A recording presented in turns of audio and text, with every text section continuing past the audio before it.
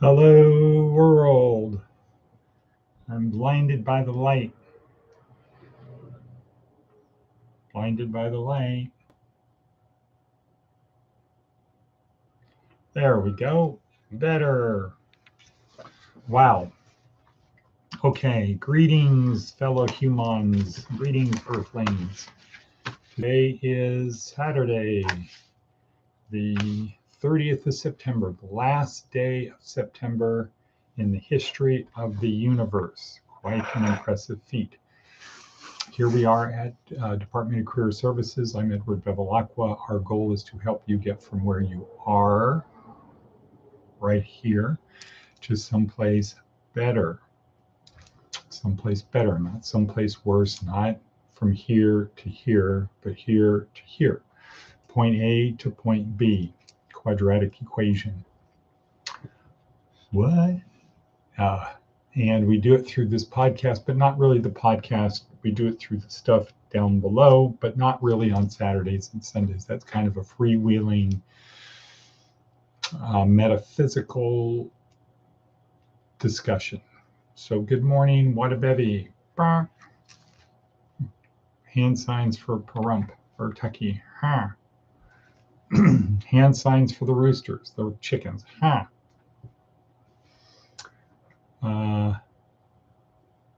Matt said he'd be here. Okay, good.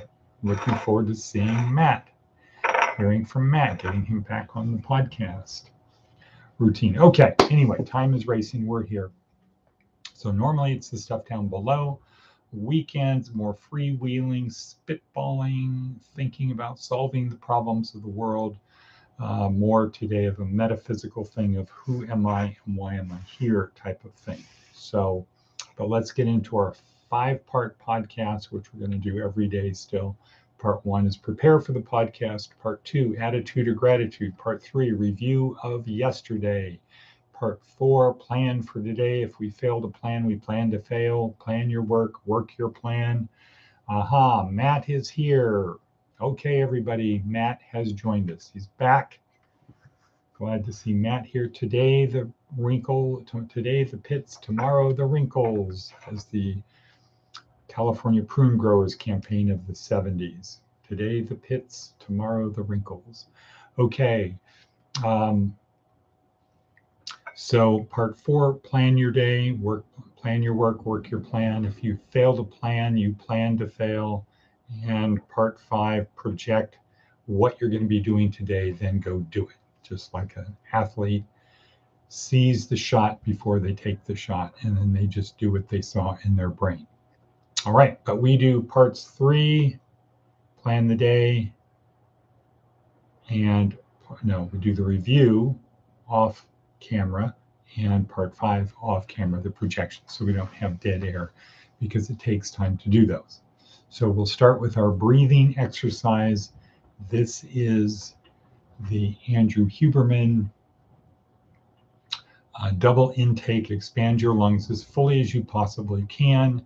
Also with the audible sigh at the end for calming. Works out. An audible sigh does help calm you. All right, so double intake. Fill our lungs as much as we possibly can using our stomach muscles, and then the long exhale.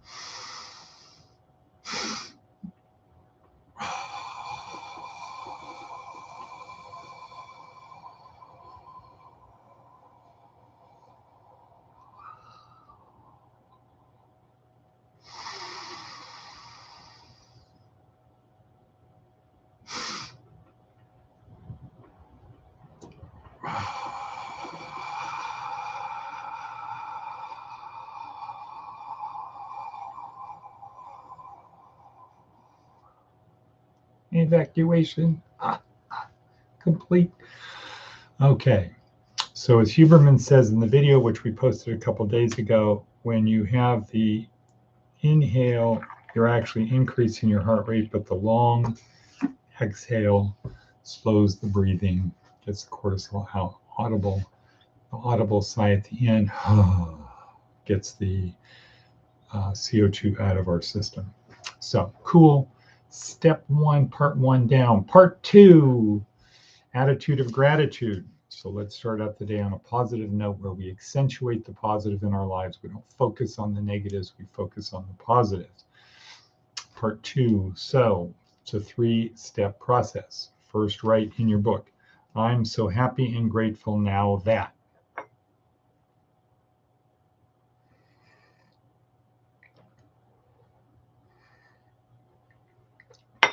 I'm so happy and grateful now that. Then part 2, turn it into a question because our brains have evolved to solve problems.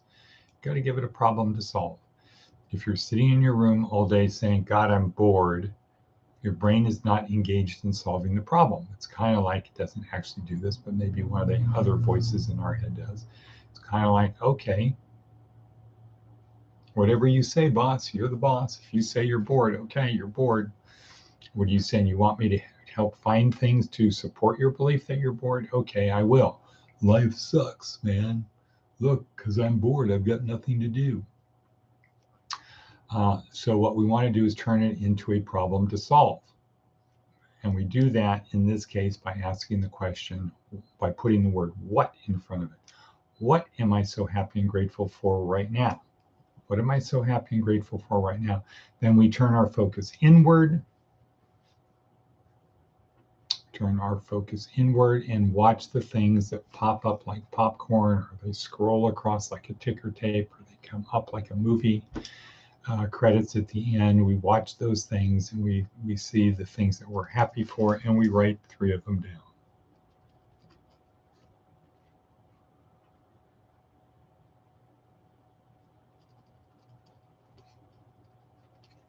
Okay, so it's supposed to have thunder showers today, and it's the luau.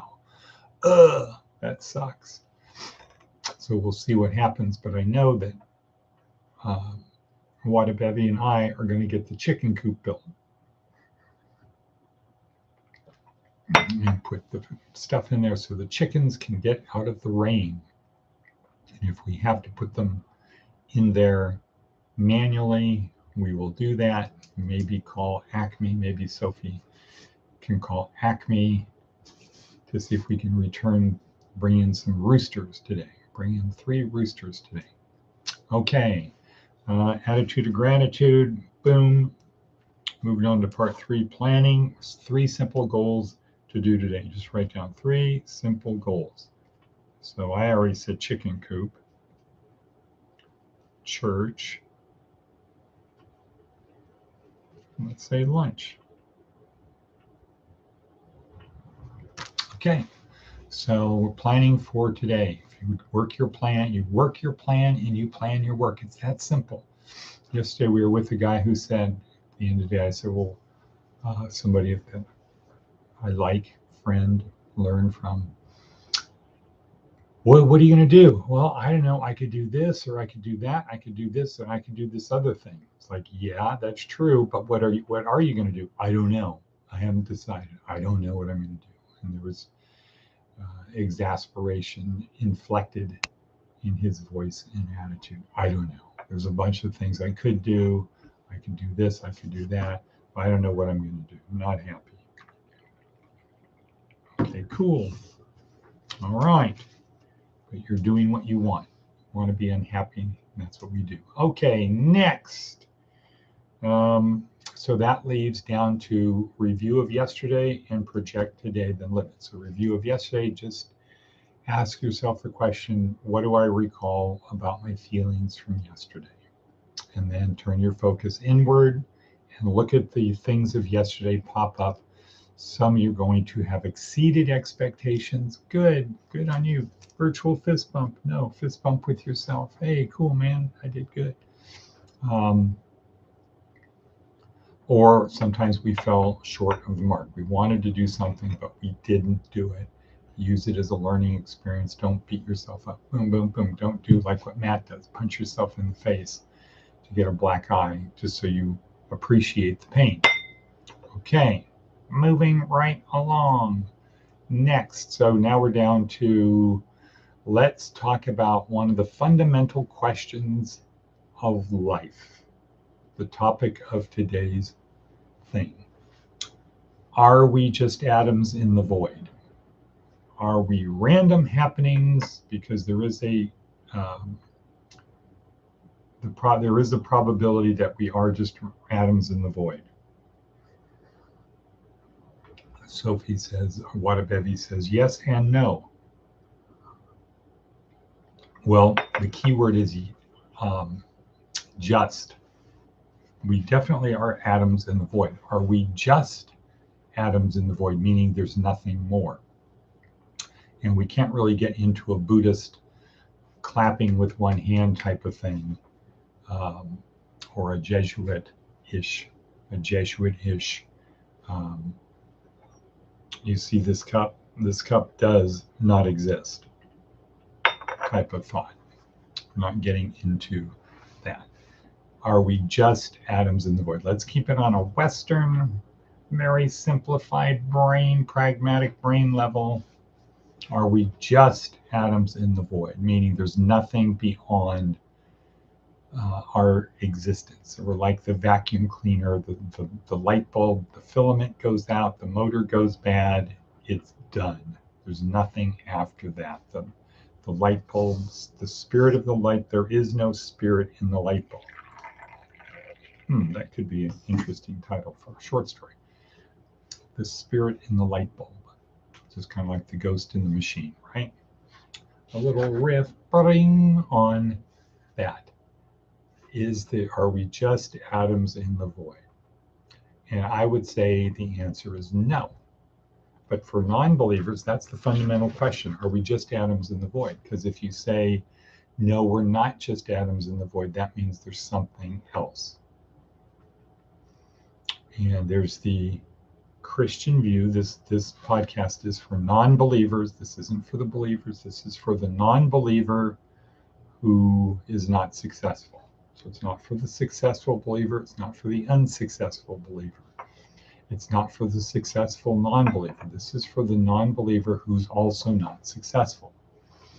So the question of, am I just atoms in the void, meaning nihilism, there's no point. What is the point? There's no point. We're just atoms in the void. I can do whatever I want to do. It doesn't matter. But I think deep down, everybody knows that's not right. I think deep down, everybody gets that our life is a gift from God, period. That's what we were gotten, and we've gotten away from that. We don't recognize it as a gift. We've gotten away from the fact, or from the belief, no, it would be a fact. In this case, we've gotten away from the fact that our life is a gift from God. And it's a true gift. It's not a conditional gift. It's not a manipulative gift. It's not an investment. It's not, I'm giving you the gift of life so you can do my plan. You can do my bidding. No, it's a gift. We've been given a gift, and we can do with the gift whatever we want. If we want to squander the gift, or we've been given a 10-speed bicycle as a gift, and we decide we're just going to leave it out in the rain and let it get ruined, or we're going to leave it outside and let it get stolen, hey, it's ours. We can do with it whatever we want. It's our gift. My hunch, though, is it's not really a good strategy, because if you allow that to happen, you leave your bicycle out in the rain, and you change your mind one day, you're not going to be able to use it, or it's going to take a lot to get it back in shape. Or if it's stolen, the gift is gone. So it would be better to take the gift. If I don't want it right now, I don't appreciate it right now, I'm going to put it over here, because maybe one day I will. Maybe one day I will appreciate the gift or want to use the gift. So are we just atoms in the void? And I think that the better answer is no, we're not. Well, then what are we? Well, we're created beings where we have a gift from God, and it is a true gift. So when people become believers and they get to a higher level, like a higher level of math, we're just doing the letters 1 through 10, adding and subtracting. That's it. We're just doing that level. When you get up to becoming a true believer, then you're into differential calculus. Okay, so you can get that. Well, actually, Yes, it was a gift. It was a true gift from God, but there were strings attached, but that doesn't make it not a true gift from God. And it was a gift, but there are expectations and there's conditions and there's a plan of what you're supposed to do with the gift. And I know what you're going to do with the gift. You don't know what you're going to do with the gift. I know what you're going to do with the gift. You don't know, and I'm not going to tell you. But if you don't do what I want you to do with the gift, it's not going to be pleasant for you. So you got to figure it out. Okay, once you become a believer and you start learning more doctrine, then you will get to answer those kinds of questions. But for right now, it's really simple. Our lives are a gift from God, an unconditional, true gift. There's no conditions, there's no taking it back, there's complete freedom to do with our gift whatever we want. We're not atoms in the void. We've been given this gift of life. If we want to take advantage of it and use it to the maximum so that every day we're satisfied that we did our best, not that we succeeded, that we just did our best, we experienced life, we appreciated it, and then we came to the conclusion to say, well, you know, I got this gift, and the true way to, the best way to truly appreciate a true gift is to use it in such a way that is pleasing to the person who gave me the gift. So somebody gives me a birthday cake as a gift. There's no strings attached. There's no expectation I'm going to eat it or do anything. But if I do happen to eat it, and if I do happen to share with my friends, and if I do happen to experience joy, what impact does that have on the person who gave me the gift? Probably makes them feel good because they gave the gift in the beginning because they wanted the giftee, the person who got the birthday cake, they wanted the person who got the birthday cake to be happy and glad and to appreciate it and have, you know, all those warm, cuddly feelings, unicorns and rainbows and all of those feelings. That's why the gift, the cake, was given in the first place. But we can do with the cake whatever we want. If we want to urinate on the cake, we can do it. If we want to, bam, throw it on the ground, we can. If we want to, bam, throw it in our face, we can do that. It's our gift to do with whatever we want. And the person who gives us the gift has no expectation, period. It's a true gift. There's no expectation of what you're going to do. I feel good because I gave you the gift. You can make me feel better by appreciating the gift and sharing it and doing all kinds of other stuff. But you know what? If you don't, that's okay because you can do with it whatever you want. It's your gift. It's your life. Do with it whatever you want. We're not just atoms in the void. But we've kind of gotten away from the belief that our gift, our life is a gift from God, period. So think about that for today. If my gift, my life was a gift from God that had no conditions, no strings, it wasn't an investment in me, there were no expectations, wouldn't that be kind of empowering? Hey, I got this great gift and I can do nothing with it.